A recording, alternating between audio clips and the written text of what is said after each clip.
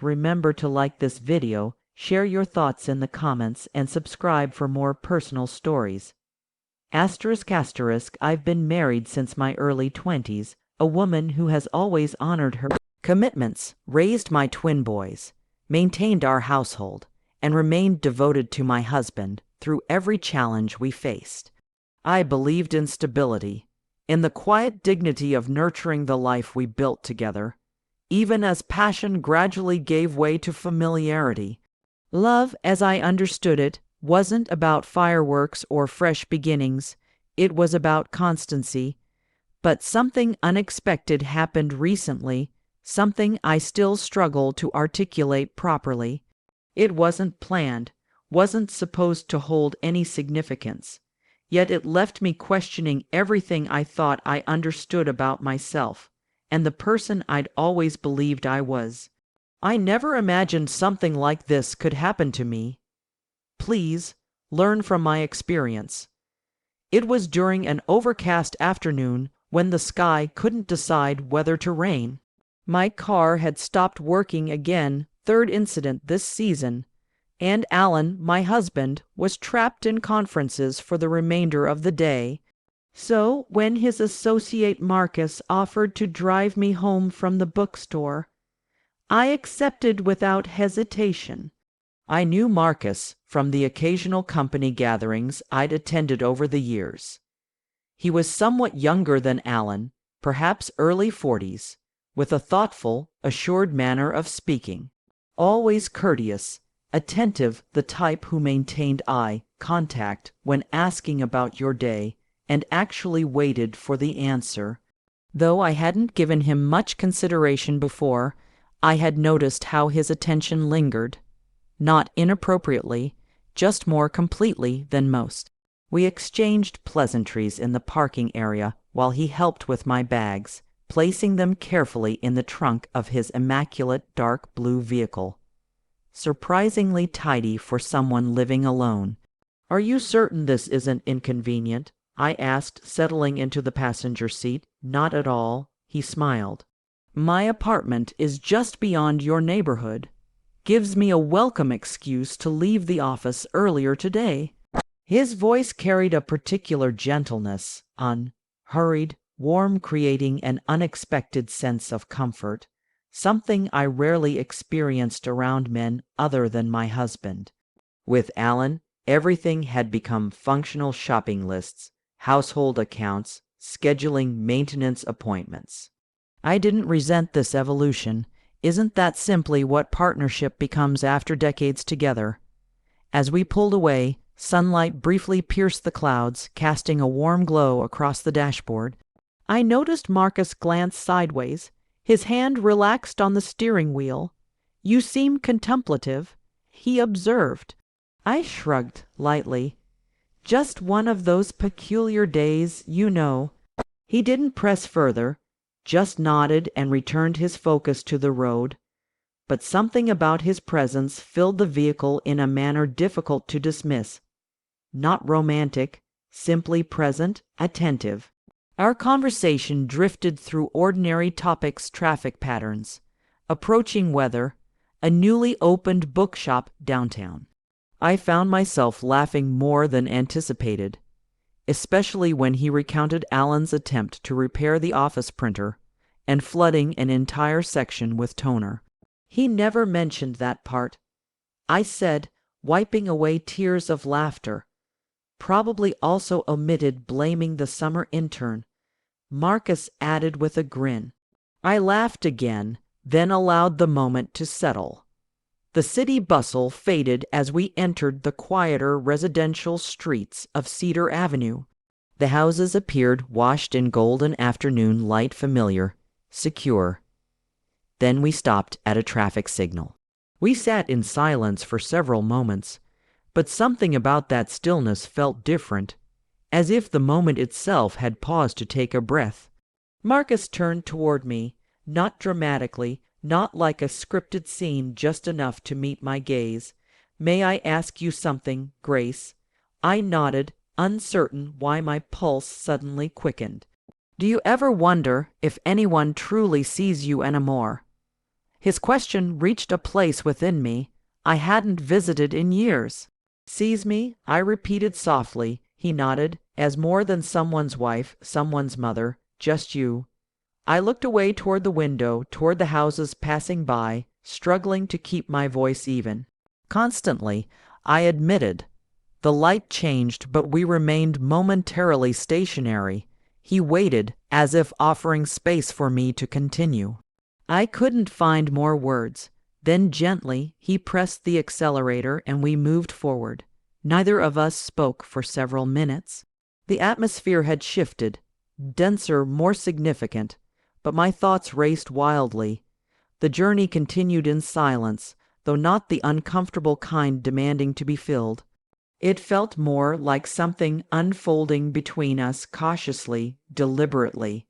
I sat with hands folded over my handbag, pretending to admire the neat gardens and flowering trees, but mentally I was elsewhere entirely. What Marcus had asked lingered in my consciousness like ripples expanding across still water. Asterisk, do you ever wonder if anyone truly sees you anymore? Asterisk, he hadn't meant it flirtatiously. Or perhaps he had. I couldn't be certain anymore. But it marked the first time in years someone looked at me and saw beyond Alan's wife. Or the woman who brings lemon squares to community gatherings. We turned onto my street and I glanced at Marcus. His profile remained calm, focused. There was no smirk, no suggestive look. He wasn't pushing boundaries. He had simply noticed me. "Thank you for the ride," I said softly as he pulled into my driveway. He kept the engine running, not shifting into park. "Grace," he said, voice quiet but certain, "I hope I didn't make you uncomfortable." "You didn't," I replied quickly. "It's just no one has asked me something like that in a very long time." He looked at me, then really looked, and I felt compelled to occupy my hands, my eyes, anything to ground myself. "I've observed how you carry yourself," he said. "There's something within you that remains vibrant, alive, but I sense you've been taught to keep it hidden away." Heat rose to my cheeks. Not embarrassment exactly, but awareness of being addressed in a language I hadn't heard in years. I didn't know how to respond, so I simply reached for the door handle. But before I could open it, he asked, "If it's all right, could I walk you to your door?" I hesitated. The rational part of me, the one who managed household accounts, prepared holiday meals, and reminded Alan about his cholesterol medication, silently shouted no.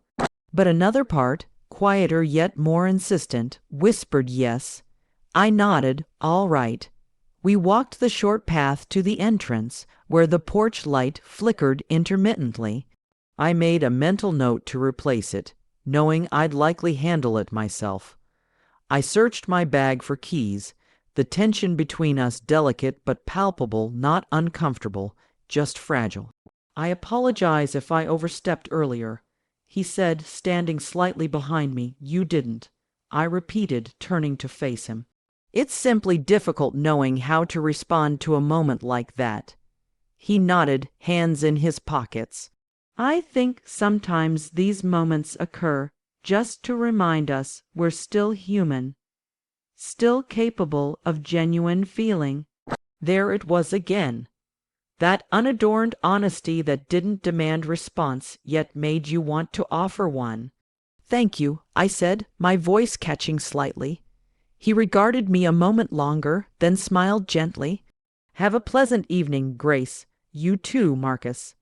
He turned and walked back to his car while I stood motionless, key in hand, the door still locked behind me as my world quietly shifted. When I entered, the house was dimly lit, the scent of furniture polish lingering from my afternoon cleaning. I placed my handbag on the counter and stood in the kitchen, absorbing the silence. It wasn't a dramatic instance. Nothing had transpired in the conventional sense. No boundaries crossed, no forbidden touches. And yet something had happened, something I felt in my quickened heartbeat and restless hands. Marcus had seen me, and now I couldn't unsee myself. The following days felt altered not in any obvious way, but in the quiet corners of my routine. While folding laundry, passing mirrors, preparing morning tea, I kept hearing his question echoing. Asterisk, do you ever wonder if anyone truly sees you anymore? Asterisk, it haunted me in the gentlest possible way. Alan noticed nothing different. He rarely did these days. We had drifted into that phase of marriage where silence wasn't awkward. It was simply our primary language. He'd inquire about the water bill. I'd ask if he remembered to schedule the car maintenance. We slept beside each other, back to back, our conversations revolving around logistics, not emotions. I harbored no resentment truly, but increasingly recognized that I had begun disappearing, first gradually, then completely. 2 days later, Marcus messaged me. I hope this isn't inappropriate, but I'm heading out for tea shortly if you'd care to join. No expectations. I stared at the message for an extended time. I could have ignored it. Should have, perhaps, but I didn't. Where? We met at a small establishment near Riverstone Park. A cozy cafe with climbing vines adorning the exterior and windows that consistently fogged during cooler months. I arrived early and selected a table near the back, partly for discretion, partly for anonymity. When he appeared, he seemed surprised to find me already there. Then again, I surprised myself as well. He settled into the seat opposite and offered a quiet smile. "Thank you for coming. I nearly didn't," I admitted honestly, stirring my tea though I hadn't added anything to it. "I understand." Silence followed, thoughtful, not uncomfortable. "I've been reflecting on what you said." I finally confessed. About being seen. He leaned forward slightly, attentive. I suppose I hadn't realized how much I missed it. Not attention, but someone noticing beyond the surface. He nodded. "We spend so much time caring for others that we neglect ourselves. It's easy to become lost. I think I became lost quite some time ago," I said softly. Neither spoke for a moment. Then, without altering his tone or posture, Marcus said, "I don't want to complicate your life, Grace. That's not my intention. I simply enjoy our conversations."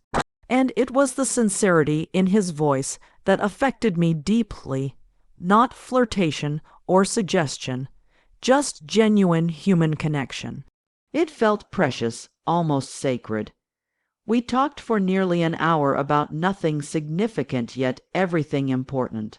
Our childhoods, favorite meals, music we turned to during sleepless nights. I told him I used to dance alone in the kitchen when my boys were small, just to feel alive.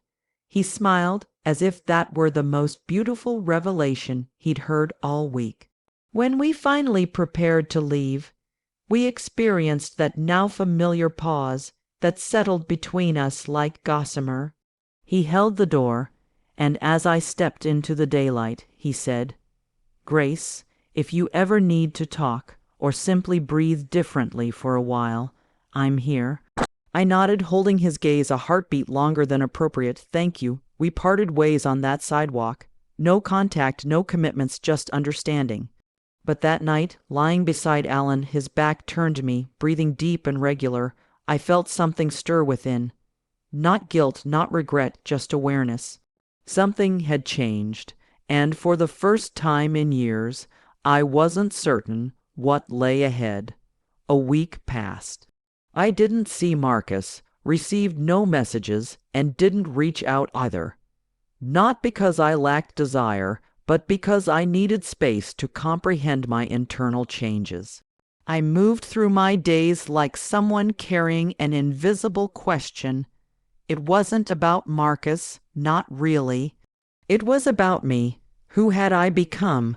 Who was I still permitted to be? One evening, after Alan went upstairs to watch the evening news, I remained in the kitchen, wiping the already clean counter repeatedly. My reflection in the window stared back. Softer, more mature, but still present, still meaningful. I thought of my younger self, before marriage settled into routine, before the boys left for university, before silence became deafening. That woman danced barefoot on tile floors, created magnificent messes in the kitchen, read poetry late into the night. That woman hadn't vanished. She was waiting, and somehow a single question from someone I barely knew had fractured the shell I'd constructed around her. That night, I asked Alan for a conversation. We sat at the dining table just as we had decades ago when we were young, hopeful, and dreaming. I looked at him, truly looked at this man with whom I'd built a life, father of my children, my companion even now. I've been feeling invisible, I said. He blinked, surprised. What do you mean? I don't think you truly see me anymore. I don't think I've allowed you to. He leaned back, crossing his arms. Where is this coming from? I hesitated, choosing words carefully. From a place within me that's been silent too long. I didn't mention Marcus. Not because I was concealing something, but because this wasn't about another man. This was about the woman I'd stopped being, the woman I wanted to reclaim. Alan looked down, rubbed his jaw as he always did when uncertain what to say. I thought we were comfortable. We are, I said, but I want more than comfort. I want to feel alive again. For a long while, neither spoke. But, for the first time in years, we were genuinely present together in a moment not centered on practicalities or schedules. Eventually, he asked, "What do you need from me?" "I'm not entirely sure yet," I whispered, "but I need to begin discovering." The following morning, I walked alone. No cosmetics, no destination, just fresh air and sunshine and time. Halfway through my route, I passed the little cafe near Riverstone Park. My steps halted automatically. I stood watching people enter and exit, then walked inside. Marcus wasn't there, and curiously, that felt acceptable. I ordered tea and chose a window seat. I retrieved a journal unused for years from my bag. The pages were blank, but it felt like a beginning not of something reckless or forbidden, but something essential. I didn't need salvation or romance or rescue. I simply needed to remember my own presence, my own worth. And as I sipped my tea and began writing, I realized something more. I had already begun seeing myself again, and that was everything.